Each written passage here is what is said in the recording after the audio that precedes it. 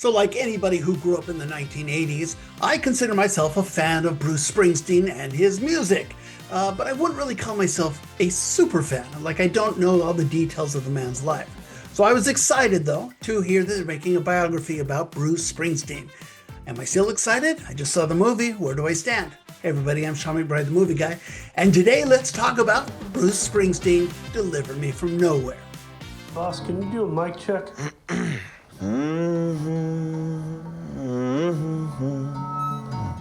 How's that sound? Looks about right. Don't need to be perfect. I want it to feel like I'm in the room by myself. Yeah. Let's try one. Here's what I want you to understand.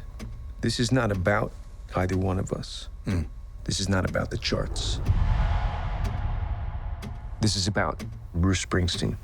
Bruce Springsteen, Deliver Me From Nowhere, takes place in the early 1980s. The boss is charting with his song Born to Run, and the record label is excited to get to work on a new album, especially if it's one that's full of pop hits. But Bruce, who's played by Jeremy Allen White here, wants to make a different type of an album. And this film is the story about the how and the why he produced the record Nebraska. You see, we learned that despite his success, Bruce is suffering from depression and self-doubt.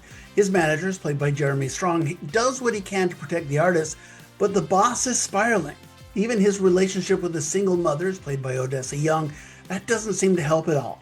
If I'm being honest, I think there will be a lot of people who will not like this movie, especially if they're going into this hoping to see a big glorified, dramatized concert film. That's not what this movie is about. This is a movie about an artist struggling with his depression and working his way through his feelings. Now look, it does have a few wonderful moments. It starts with Born to Run in concert. That's great. But for the most part, this is a movie about an artist, his journey, his dealing with his own demons, and the producing of some very quiet music that may not appeal to all the fans out there. And like I said, this movie is also a deep dive into depression. And Jeremy Allen White is very good at playing this artist who's at the peak of his success, but he knows he's not happy and he doesn't quite know why.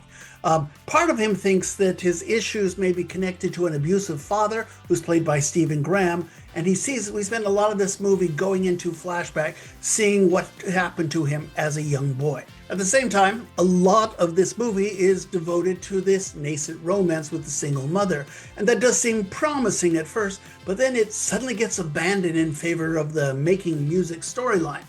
It's kind of a shame because it seemed promising and then it just wasn't, and we don't really get a lot of closure on that. It's just kind of abandoned, and that's kind of a shame.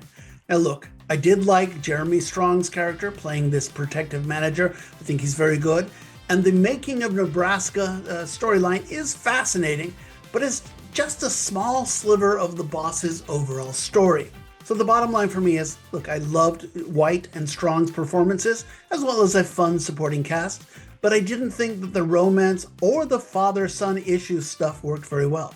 The making a record plot was cool, I guess, but I do wish they played a little more of the hits. I give Bruce Springsteen, Deliver Me From Nowhere, 2.5 stars out of 4.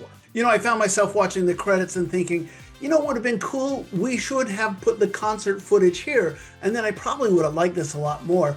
I just kind of needed to see some of those famous songs that were so appealing to me as a kid in high school.